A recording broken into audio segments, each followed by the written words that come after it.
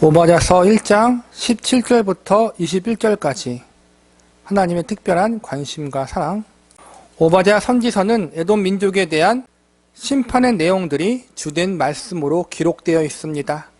앞선 말씀에서는 하나님이 왜 에돔 민족을 심판하시게 되었는지에 대한 이유와 에돔 민족이 어떻게 심판당하게 될지에 대한 심판의 방법들에 대한 말씀들을 배웠습니다.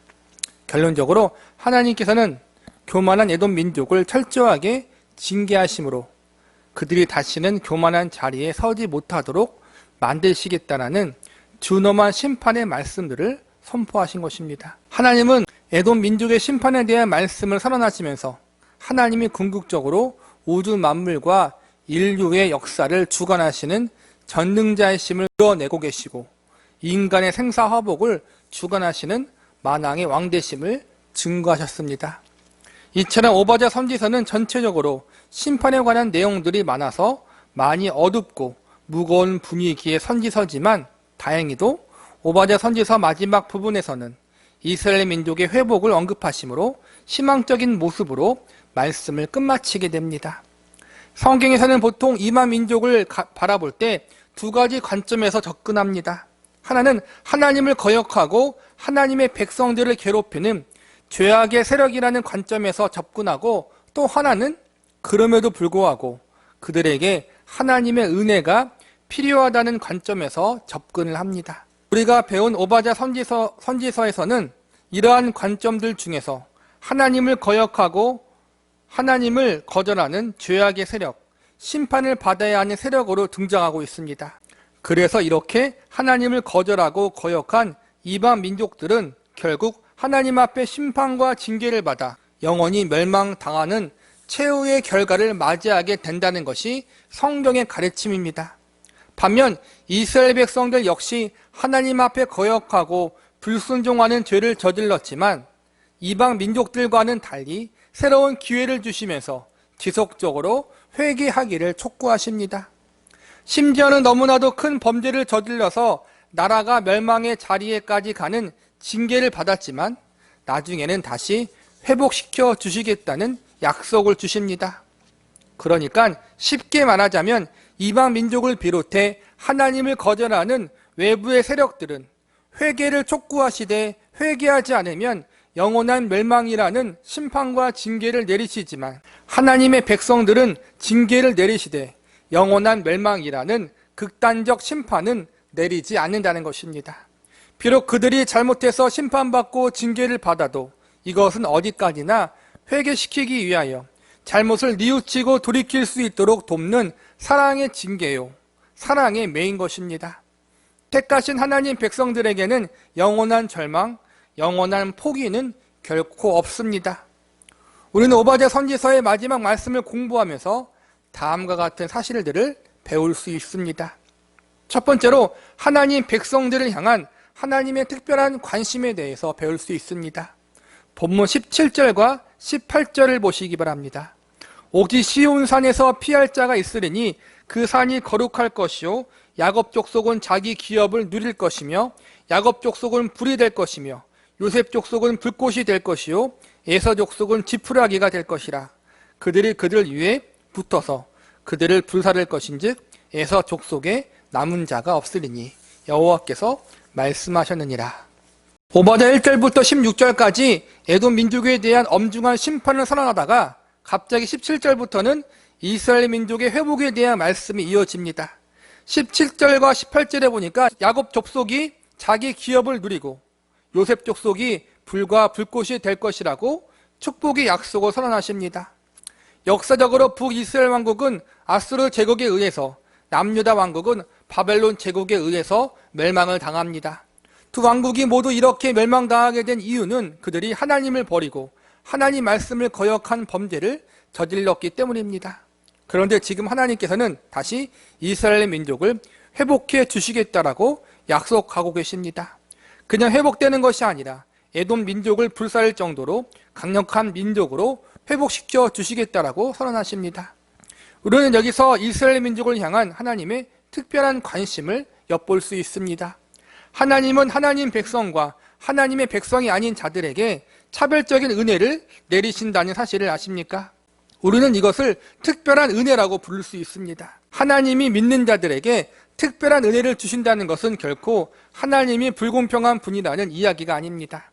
하나님께서는 믿는 자이건 믿지 않는 자이건 동일하게 우리가 삶을 영위할 수 있는 환경과 여러 여건들을 은혜로 내려주십니다. 이것을 일반 은총이라고 부릅니다. 마태복음 5장 45절에 보면 예수님이 이렇게 가르치셨습니다. 하나님이 그 해를 악인과 선인에게 비추시며 비를 의로운 자와 불의한 자에게 내려주심이라. 하나님이 악인이나 의인이나 모두에게 해를 비춰주시고 비를 내려주신다라고 말씀하고 있습니다. 하나님께서는 믿는 자이건 믿지 않는 자이건 동일하게 일반적인 은총을 내려주셔서 그들이 삶을 충분히 행복하게 영위할 수 있도록 허락하셨습니다. 심지어 하나님의 백성들보다 불신자들이 더욱 세상에서 잘 나가고 성공하는 것을 우리는 자주 목격합니다. 우리는 믿는 사람들이 반드시 세상에서 성공하고 믿지 않는 자들은 실패한다라는 잘못된 생각을 가져서는 안 됩니다. 믿지 않는 불신자들 중에서 분명히 성실하고 열심히 일하는 사람들이 많이 있습니다. 인간적인 눈으로 볼 때 착하고 선한 사람들도 많이 있습니다. 지혜와 명철함이 뛰어난 사람들도 있습니다. 그러한 불신자들도 하나님이 주신 일반적 은총 가운데 성공할 수 있고 세상에서 나름대로 행복하게 삶을 살아갈 수 있습니다. 그러나 일반 은총이 우리의 삶을 주장하는 모든 원칙과 질서는 아닙니다. 하나님의 백성들에게는 일반 은총 위에 특별 은총을 더 허락하여 주십니다.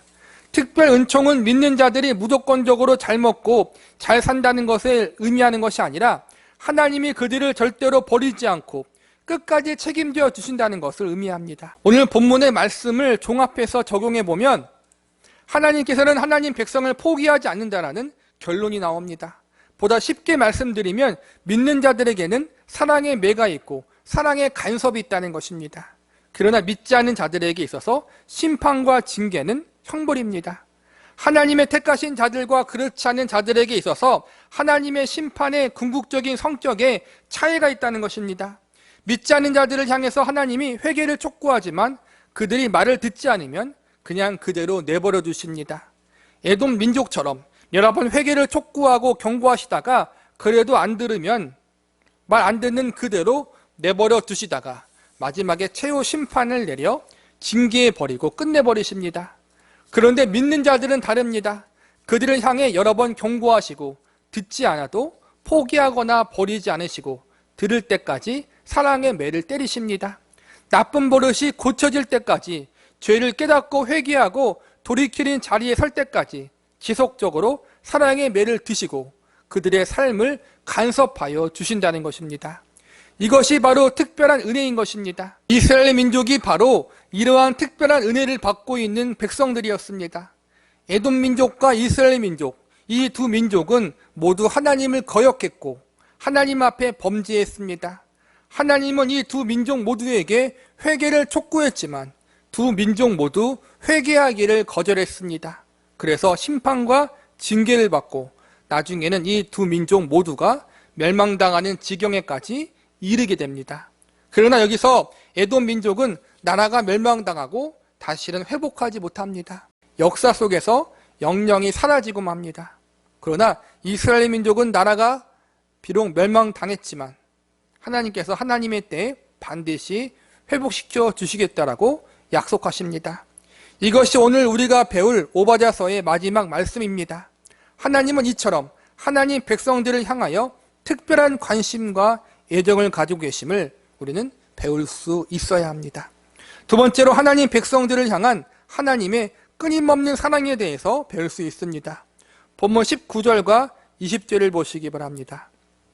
그들이 네겝과 에서의 산과 평지와 블레셋을 얻을 것이요 또 그들이 에브라임의 들과 사마리아의 들을 얻을 것이며 베냐민은 길르앗을 얻을 것이며 사로잡혔던 이스라엘의 마른 자손은 가나안 사람에게 속한 이 땅을 사르바까지 얻을 것이요 예루살렘에서 사로잡혔던 자들 곧 스바랴에 있는 자들은 네겝의 성읍들을 얻을 것입니다.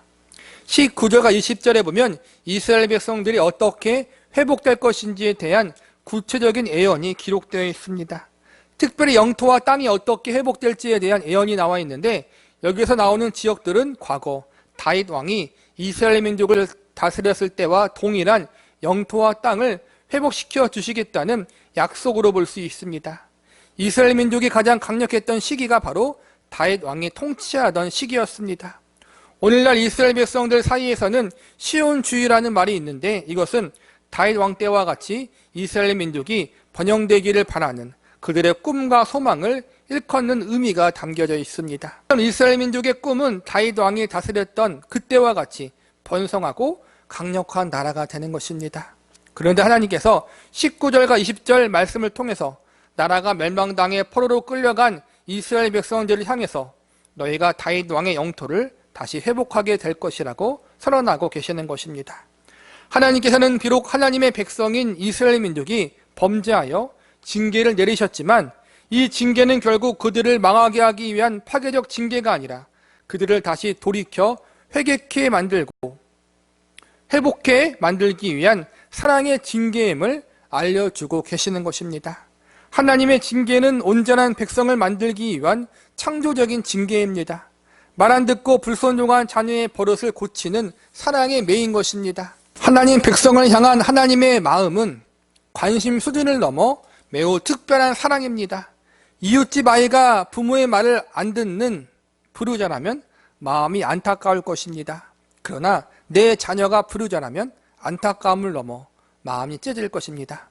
부모가 자녀를 사랑하듯 그렇게 사랑하는 특별한 사랑이라는 것입니다.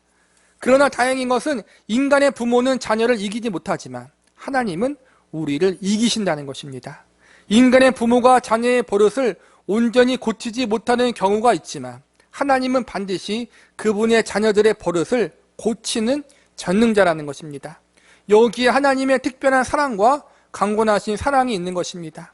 고집불통인 우리들의 못된 심성과 버릇을 반드시 고치고야 마시는 하나님의 강권하신 사랑이 우리에게 있다는 것입니다. 이스라엘 백성들은 지금 그러한 강권하신 사랑의 작업을 경험하고 있습니다. 나라가 멸망당하고 70년 동안 고생하면서 마침내 그들이 무엇을 잘못했는지 깨닫게 되고 하나님 앞에 회개하며 하나님만 바라보고 의지하는 자들이 됩니다. 가장 놀라운 변화는 70년 포로 생활 가운데 그들이 하나님을 세상의 유일한 전능자이심으로 알게 되었다는 것입니다. 성경은 창세기부터 지속적으로 하나님이 유일한 창조주이시며 전능자이심을 가르쳐 왔습니다. 그런데 이스라엘 민족은 이러한 성경의 가르침을 무시하고 이 세상에는 수많은 신들이 존재하고 있다고 믿었습니다. 하나님도 이 수많은 신들 중에서 하나라고 믿고 있었습니다. 그래서 하나님 말고도 자신들을 행복하게 만들어주는 신을 찾아 여러 이방 신을 섬기며 하나님 앞에 범죄하는 인생을 살았습니다. 이스라엘 백성들이 하나님을 전혀 안 섬긴 것이 아니었습니다. 문제는 하나님도 섬기고 바알도 섬기고 아세라도 섬기고 이렇게 다 함께 섬겼던 것입니다. 이러한 그들의 범죄함의 이면에는 하나님만 유일한 신이 아니라 다른 신들도 하나님과 동일하다는 잘못된 생각이 들어있었던 것입니다. 하나님만 한 분만 섬기면 왠지 불안합니다. 그래서 보험 들듯이 다른 나라들이 섬기는 신도 섬기고 능력 있다고 강하다고 소문난 신도 섬겨보고 농사를 잘 지을 수 있도록 돕는 신도 섬기고 이렇게 여기저기 양다리를 걸쳐 놓았던 것입니다. 오늘날로 일명 분산 투자를 한 것입니다. 많은 신을 섬기다 보면 이 중에서 최소한 하나라도 필요할 때 자신들을 도와줄 수 있다고 믿었던 것입니다.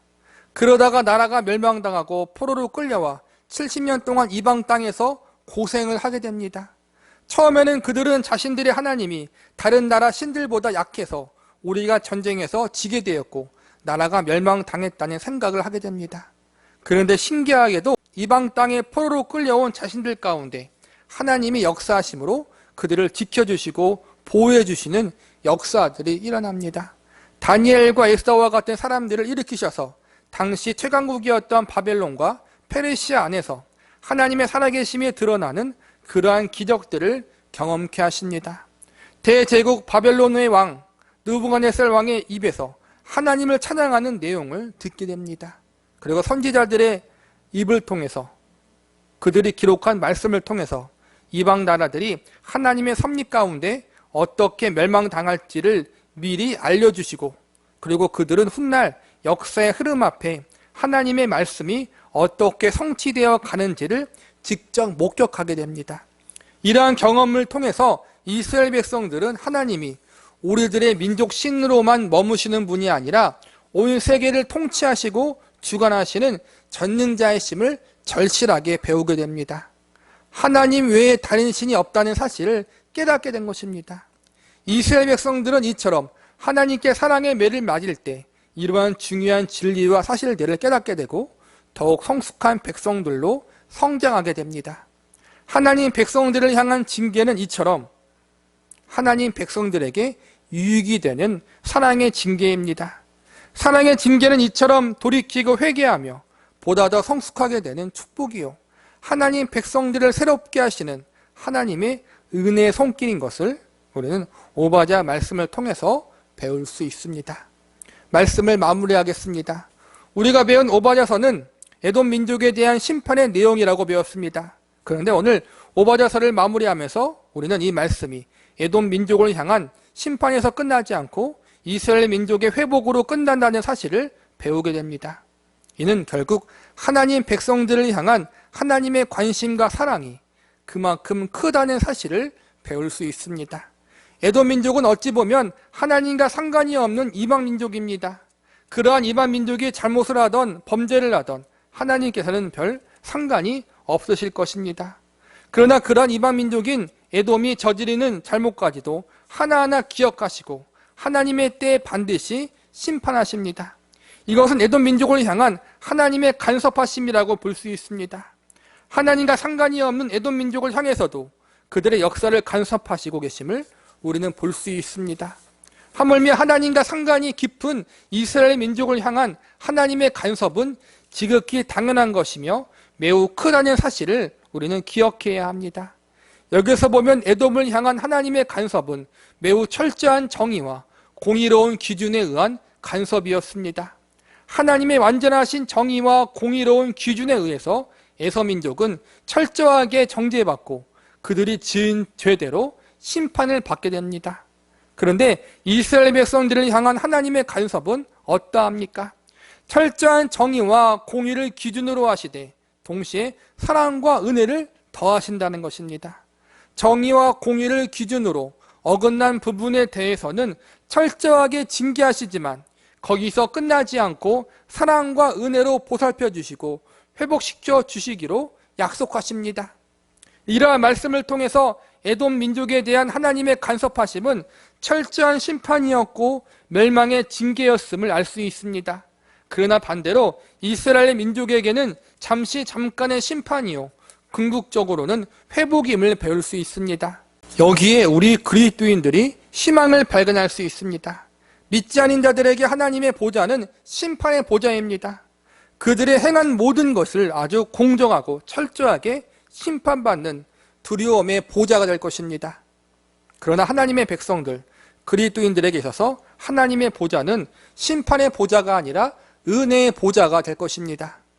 법대로가 아니라 은혜대로 우리를 대하실 것입니다. 이것이 하나님 백성들의 특별한 은혜입니다. 그렇다고 해서 하나님이 불공정한 분이거나 정의롭지 않은 분이 아니십니다. 왜냐하면 하나님 백성들에게 특별한 은혜를 내려주시기 위해서, 법이 아니라 사랑으로 대해주시기 위해서 하나님은 그분의 전부를 내어주셨기 때문입니다. 우리를 법이 아니라 사랑으로 대해주시기 위해 그분의 독생자이신 예수 그리스도를 십자가에 내어주셨습니다. 우리가 받을 형벌을, 법대로 받아야 할 사망을 예수님이 대신 받게 하신 것입니다. 우리는 모두 에돔과 같이 하나님의 철저한 심판, 완벽한 정의와 공의의 기준 아래 영원한 죽음과 멸망이라는 심판을 받아야 하는 존재였습니다. 그런데 이 심판을 예수님이 우리를 대신해서 대신 받으신 것입니다. 그러므로 우리는 이제 예수님 때문에 하나님의 철저한 법대로의 심판이 아니라 사랑과 은혜의 법대로 심판을 받게 됩니다. 이것이 복음의 내용이요, 이것이 우리 그리스도인들이 갖고 있는 중요한 믿음인 것입니다. 하나님 앞에 내가 행한 대로 판단받지 않고 예수님이 행하신 대로 판단받는다. 이 사실을 믿으십니까? 마지막 21절을 보시기 바랍니다. 구원받은 자들이 시온산에 올라가서 에서의 산을 심판하리니 나라가 여호와께 속하리라. 여기서 중요한 것은 나라가 여호와께 속하리라는 말씀입니다. 많은 사람들이 억울해합니다. 왜 굳이 예수 그리스도를 믿어야 하는가? 예수님을 통하지 않고서는 구원을 받을 수 없는가? 너무나 하나님의 독단적인 방법은 아닌가? 그런데 21절에 하나님은 이러한 사람들의 항변에 이렇게 대답하십니다. 내가 이 세상의 주인이고 만왕의 왕이다. 이 세계가 내게 속해 있다. 한마디로 하나님이 왕이시니 하나님의 말씀이 법이고 그 말씀에 따라야 한다는 것입니다. 하나님이 왕이시고 그분의 말씀이 곧 진리요 법이라는 사실을 인정하고 순종하는 것이 피조물의 인간의 도리이다. 이렇게 선포하고 있는 것입니다. 죄가 무엇입니까? 왕 대신 하나님의 말씀을 따르지 않는 것입니다. 왕 대신 하나님, 주인 대신 하나님의 통치하심을 거부하는 것이 바로 죄입니다. 에돔 민족이 멸망당하는 것, 죄인들이 영원한 심판을 받게 되는 것, 그것은 바로 이처럼 하나님이 정해놓으신 구원의 길을 인정하지 않고 하나님의 왕되심과 그분의 통치하심을 거절했기 때문입니다. 하나님의 백성들도 그리스도인들도 동일하게 영원히 멸망당할 죄인들입니다.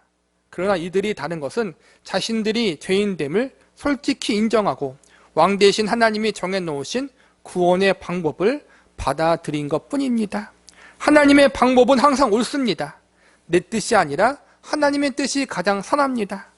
이러한 사실을 인정하고 받아들이는 것이 성경에서 말하는 믿음의 본질입니다. 인류의 역사, 온 세계의 주인은 하나님이십니다. 하나님께서 역사와 나라를 주관하시기 때문에 한 나라를 흥하게 하시고 망하게도 하십니다. 나라의 흥망성쇠가 하나님의 손에 달려 있습니다. 나라도 그렇지만 가정도 마찬가지입니다. 우리의 가정을 주관하시는 분이 누구십니까? 하나님이 우리 가정의 주인이 되어주셔서 우리 가정을 통치하고 다스려야 합니다. 우리의 개인의 인생도 마찬가지입니다. 우리 개인의 생명, 생사화복을 주관하시는 분도 하나님이십니다. 그러므로 우리는 늘 언제나 하나님을 의지하고 하나님의 뜻대로 그분의 말씀대로 순종하는 삶을 살아야 합니다. 이 하나님께서 저와 여러분의 하나님이요 동시에 우리의 아버지가 되신다는 사실을 믿고 확신하시기 바랍니다. 그 하나님 아버지가 나에 대하여 지극히 큰 관심을 가지고 계시고 특별한 사랑과 은혜를 부어주고 계시다는 사실도 믿으시기 바랍니다. 이 하나님 앞에 우리 역시 우리의 마음과 정성과 우리의 관심과 사랑으로 응답할 수 있기를 바랍니다. 창조주 하나님, 전능자 하나님, 왕이신 하나님이 우리의 하나님이 되어주시고자 우리 아버지가 되어주시고자 그분의 독생자를 내어주셨습니다. 이 하나님이 나의 주인이요 왕이시며 아버지가 되신다는 사실 앞에 기뻐하시기 바랍니다. 그리고 그 기쁨을 가지고 이제는 억지로가 아니라 자발적으로 하나님의 백성과 자녀다운 믿음의 인생을 살아가기로 결심하고 결단할 수 있는 저와 여러분이 되시기를 간절히 기도합니다.